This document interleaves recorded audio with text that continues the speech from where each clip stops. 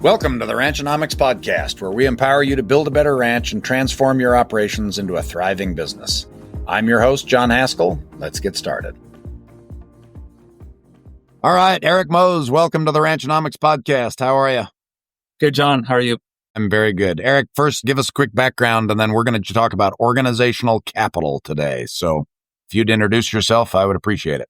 Sure, John. Yeah. Well, first off, thanks for having me on this podcast. It's been a pleasure listening to the quality of the guests that you're having on here. So thank you for adding me to those ranks. Speaking of ranks, probably the biggest chunk of my time so far in my life has been spent in the military. I was in the Canadian Army as an infantry officer for 12 years. And after that, me and my wife decided we need to do something differently. So we left the Army and we started ranching from scratch, starting a very small Joel Salatin style, direct-to-consumer, pasture-based meat empire, or that's what we were gunning for. Things were doing well, a lot of challenges, but that's when I discovered my true passion, which is being an entrepreneur and helping other entrepreneurs. So I got into coaching, consulting, facilitating. I picked up an MBA during COVID, which was very useful because it kind of gave some structure to my intuitions. And I was a client for Ranch Right. That's how we met. Or two companies, and then we started working together, and here I am. Yeah, love it. Very good. And that's been a fun interaction. So today we're going to talk about organizational capital. So why don't you tell me what that is? We have, interestingly enough, touched upon this in previous episodes of the podcast with other guests, but I'd like to get into it in a little more detail today. So what is organizational capital? Okay, so what it is not, organizational capital is not a function or activity in itself. So we have our minimum of 4 core business functions, which Ranch for Profit expertly talks about in their curriculum. But you'll see these 4 pillars in any kind of business. You got some sort of money function, right? So you've got finance and economics, production, right? Because you're actually selling something or offering a service, marketing, and then human resources. So those are the big 4. You can probably tack on management, or what we would call command, control, and communications in the military as a 5th. But imagine those as pillars or maybe staves in a barrel. But then there's these horizontal elements that knit all those things together. And one of those horizontal bands would be organizational capital. It's best understood as a system that holds the functions and activities of the business together. And so it's the value of the organizational systems that you put in place that are cross-functional in nature. Or very casually, it's the glue of the business. Okay. And that glue serves to link things like the admin function to the operation, serves to link the vision and purpose of the business to the daily work. Is that correct? That's right. That's right. So if you can imagine another image in your head, so you got this page of white paper. On the right, I want the listener to list all the things that they do. Okay, so if they're a rancher, they do some fencing, maybe they pull some calves, maybe they make some hay, they do some bookkeeping, etc. Okay, so that list on the right of the sheet is a good description of the what's. And then on the left, the daily activities of the business. That's right. Or the working in the business, the Whitby activity. And then on the left, you draw a big star, and we're going to call that our mission and our vision. And then you connect the two with 2 lines, and now you got a horizontal triangle. But there's a lot of white space between the star on the left and the list of Whitby work on the right. And in that void, in that triangular void, there are a lot of available tools like org charts, position agreements, SOPs, meetings. But they kind of float there, not aimlessly, but they're not really connected in a lot of businesses. What organizational capital is attempting to do is to take those tools and organize them. I know I'm mixing metaphors here, but mix or organize them like tools are organized on trays in a toolbox. And probably the best example of that is meetings. So we could have a production meeting every week. We could have a marketing meeting every week. We could have a finance meeting every week. We could have an HR meeting every week. Or we could just have a weekly tactical meeting once a week that cuts across all those functions. Tactically, we could have a monthly strategic meeting that cuts across all those functions at the strategic level. And so meetings are a really good way of visualizing organizational capital because we're knitting all these functions across the domain of time and creating a system of meetings, which is a system of organizational capital. Okay, so we've talked a little about what it's not, and you've given some examples. What do things like meetings and org charts and, effectiveness areas, what do those do for the business? How does organizational capital help us? Well, it creates structure so we don't get lost in our business, and it creates synergy. So you could have a production meeting and then a few days later have a marketing meeting, but you're putting those two elements in silos. Organizational capital is all about destroying those silos in a predictable manner. And that is the ultimate goal of organizational capital, is to fight the inevitable friction or chaos that business throws our ways. It doesn't matter how well you plan something, or it doesn't matter what your human capital is. Every morning you wake up and there are forces opposed at destroying your business, very similar to the enemy in the battle space. Organizational capital is about creating some degree of consistency. So even though people might come and go, that employee handbook remains there. Right. Let's back up just a little and let's talk about the various forms of capital within a business. So most people are familiar with referring to, capital as money in the business or even assets. Let's talk about some of the different types of capital within a business, because I think that really helps frame what organizational capital is. Yeah, good question. So you have your book value of a company, which is based on your financials, of course. And then if you're a publicly traded company, you have the market value. And even if you're a private company, when you sell the company, it usually doesn't go for the book value. It goes for something over or under. And sell-by people would recognize that this is the arbitrage opportunity, right? The spread between the book value of something and what it's really worth. And so the question is where does that difference come from? If it's not going to come from the financial statements, where's it coming from? Well, it comes from the people in the business, right? Which is human capital. So if Ranch Right was publicly traded and it's worth X one day, but you as the owner hire Jeff Bezos to come on as the CEO, just because he's Mr. Bezos, those shares are going to trade higher, right? Because the market is hoping that Jeff Bezos as a person is going to translate ultimately into an increase in book value, equity, net worth, etc.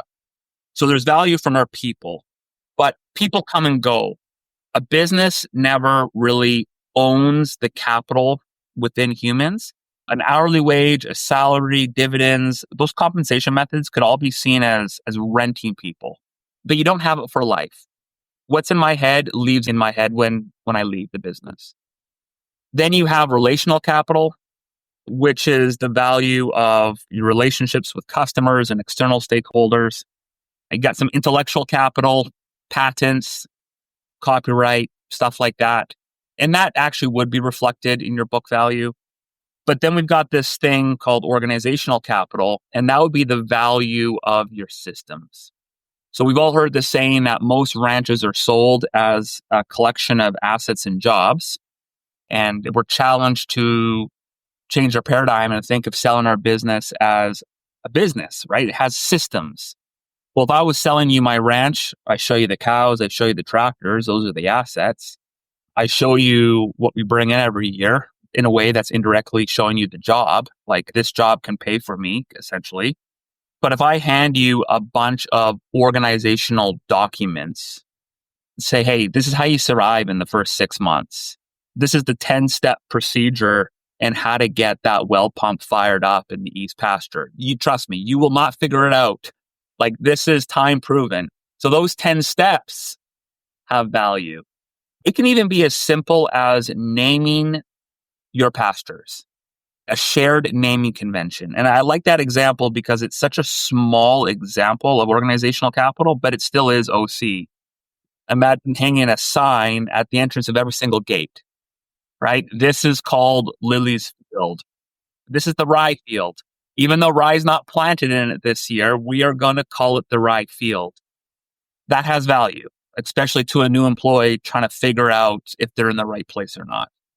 Or a new owner, right? Yeah. Good. I actually have a great example of this. There's a place down, not terribly far down the road from us. They had a relatively new employee working. They were in a rotation. They were going to turn cows into the pasture, asked a new guy to go check the fence.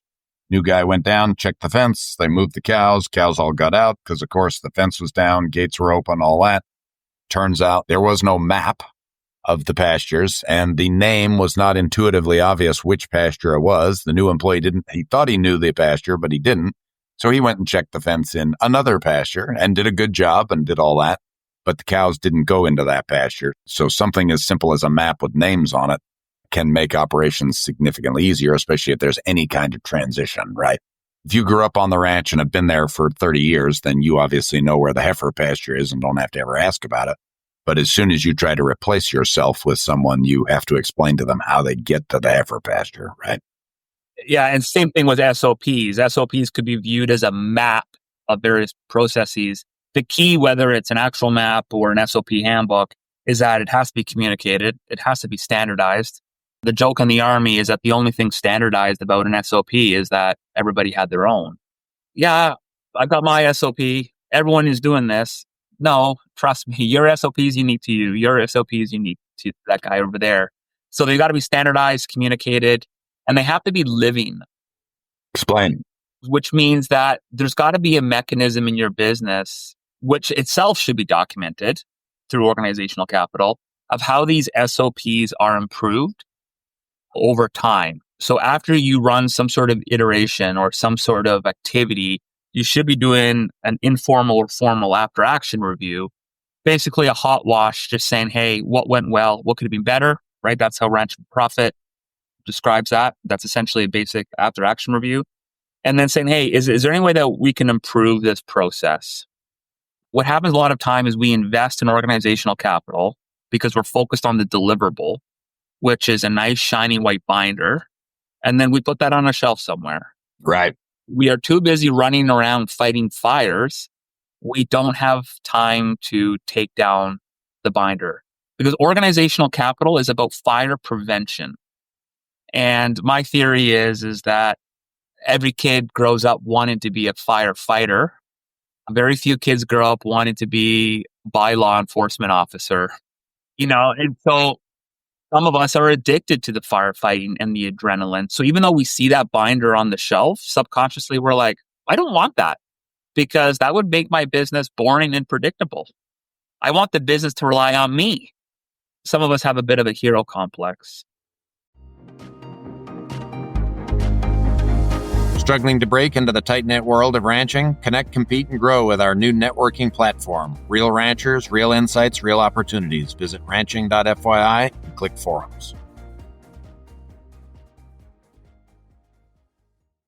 Interesting. Okay, so in the grand scheme of things, when we talk about organizational capital, a business is made up of those daily activities or practices, and then people, and then what we're overlaying is some process in that to standardize our business and to allow us to maybe substitute one person in for another, allow us to take a vacation and be able to be gone and have things continue to run smoothly. And even when we talk about succession, this can be a guidebook either for our heirs or the people that ultimately buy our business in order to operate this business consistently, even though there are different people in the seats. You got it. Okay, love it. Give us some examples. You listed a few early on, but give us some examples of organizational capital.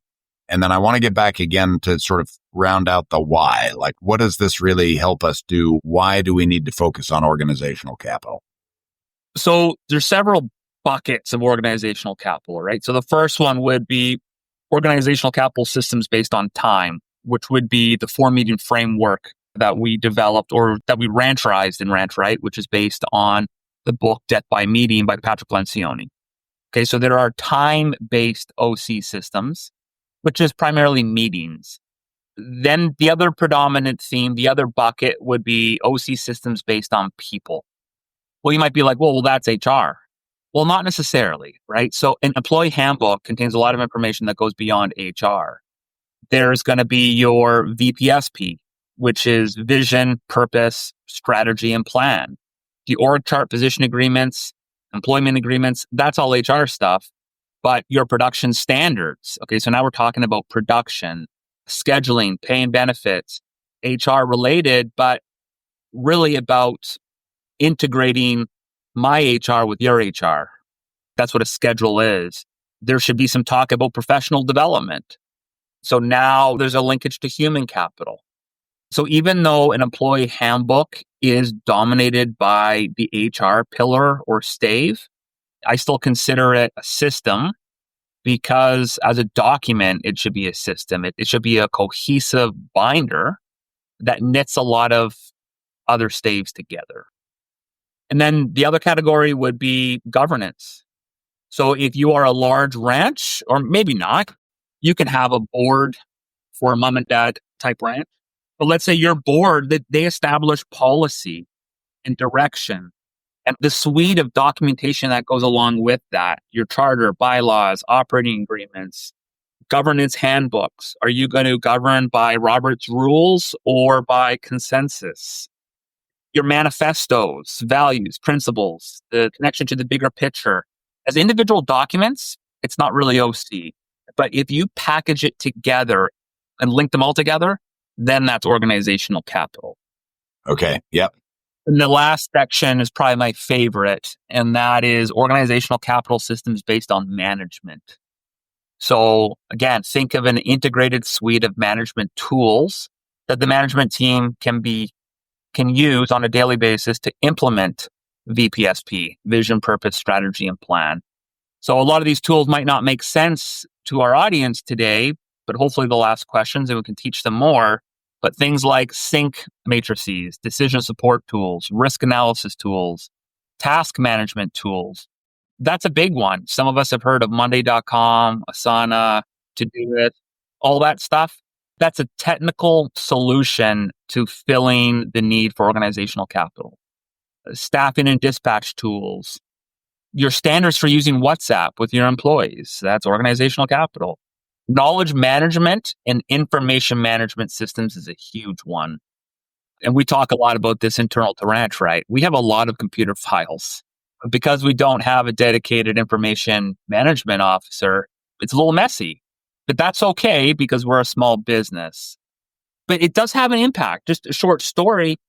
Because of something as simple as not naming our files correctly, that cost me and my wife approximately $7,000 one summer. We're selling meat at the farmer's market, direct-to-consumer business. Pricing is incredibly important. And that summer, we were really dialing our prices in, almost changing them every single week. Well, because I named the file wrong, my wife went to the farmer's market with the wrong price list. And because things move so fast at the market, you don't really notice. But I had a hunch. I'm like, why are sales down? Well, they're not down by actual number of sales. They're down by the absolute value. Well, why? And it's because I didn't name my file correctly. She had an old price list with different prices on it. Yeah. So not doing this can actually cost us. Yeah. Great. So those would be the four major buckets. Very good. Okay. And I think your story gives an excellent example of why it is important. So that's fantastic. All right. Let's wrap this discussion up. I want to mention a few things. And if you want to talk about them, please let me know. You obviously work on our team on the consulting side, which is great. You have a course on ranching.fyi called Meet Right, where you actually go through your meeting framework and how to employ that effectively. And then you do consulting with our clients on what I think of as organizational architecture or, building organizational capital in those businesses so that those businesses become, sort of more effective, more repeatable, more agile, more able to be effective in different circumstances. Is that a reasonable description? Yes. Great. Awesome. Okay. Sounds great. It's great to have you here. Thank you very much for joining us. I appreciate the work you do for us and for others and the stuff that it contributes. And I look forward to having you on the show again. So thanks, Eric. Appreciate you being here today. Thanks a lot, John. Good talking to you. Thank you for tuning into the Ranchnomics podcast. We hope this episode helped you win today. If you enjoyed this episode, please subscribe and share it with a friend.